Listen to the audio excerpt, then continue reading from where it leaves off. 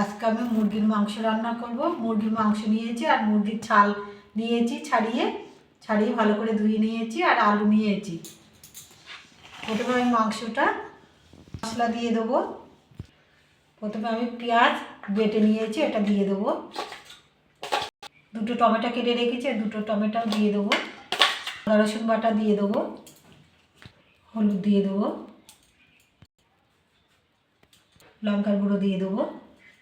আপনারা ঝালটা যেরকম খাবেন সেরকম দেবেন। আমি 3 চামচ লঙ্কার গুঁড়ো দিলাম।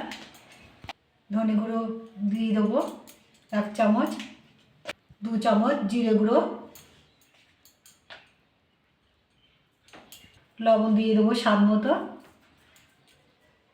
এবার সর্ষের তেল দিয়ে দেবো। মাংসটা ভালো করে মেখে নেবো। এটা আমি ভালো করে মেখে নিয়েছি। এটা কিছুক্ষণ রেখে দেবো, রেখে আমি আলুটা ভাজা করে নেবো। গ্যাসটা জেলে কড়াটা বসিয়ে দিয়েছি আর কড়াটা গরম হয়ে গেছে। আমি এবার সর্ষের তেল দিয়ে দেবো। তেলটা গরম হয়ে গেছে, আলুগুলো ভেজে নেবো। হলুদ দিয়ে দেবো, লবণ দিয়ে দেবো, ভালো করে ভেজে নেবো। আলুগুলো ভালো করে ভেজে নিয়েছি, আমি এবার তুলে নেবো। আলুগুলো সব তুলে নিয়েছি। ওই তেলে আমি গোটা জিরে, 2টো শুকনো লঙ্কা, এলাচ, দারচিনি, লবঙ্গ দিয়ে দেবো, ভেজে নেবো। তেজপাতা দিয়ে দেবো। ভালো করে সব ভেজে নিয়েছি, একটা সুন্দর একটা সেন্ট বেরিয়েছে। আমি এবার পেঁয়াজ কেটে রেখেছি, পেঁয়াজটা দিয়ে দেবো, একটু ভেজে নেবো।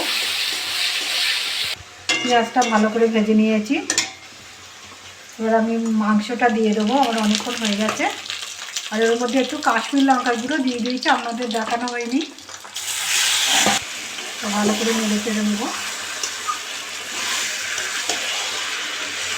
মাংসটা আমি একটু ঢেকে দেবো।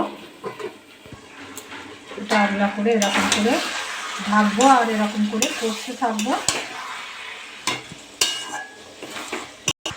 ঢাকাটা খুলে ভালো করে একটু নেড়ে চেড়ে নিয়েছি, আবার ঢাকা দিয়ে রাখবো। এরকম করে মাংসটা ভালো করে কষে নেবো।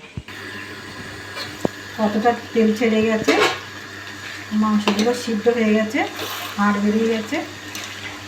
মাংসগুলো সব হাড় বেরিয়ে গেছে, মানে সিদ্ধ হয়ে গেছে ভালো। এগুলো দিয়ে দেবো। দিয়ে এরকম ছাল দিয়ে আর মাংস দিয়ে 2 রকম দিয়ে রান্না করলে খুব ভালো লাগে। অনেকে যারা না পছন্দ করে তারা দেবেন না, আর এরকম করে খেয়ে দেখবেন একবার। তরকারিটা ভালো করে আলুটা কষে নিয়েছি, আলুগুলো সব সিদ্ধ হয়ে গেছে। আমি এবার ঝোল দিয়ে দেবো।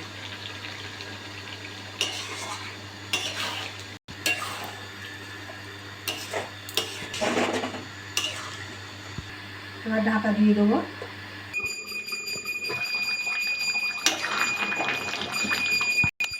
তরকারিটা আমার হওয়ার মতন হয়ে গেছে।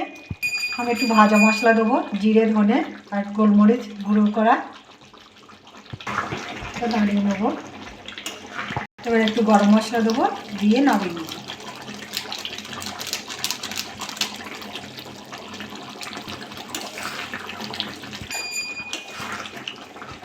তরকারিটা আমার হয়ে গেছে, আমি এবার নামিয়ে নেব।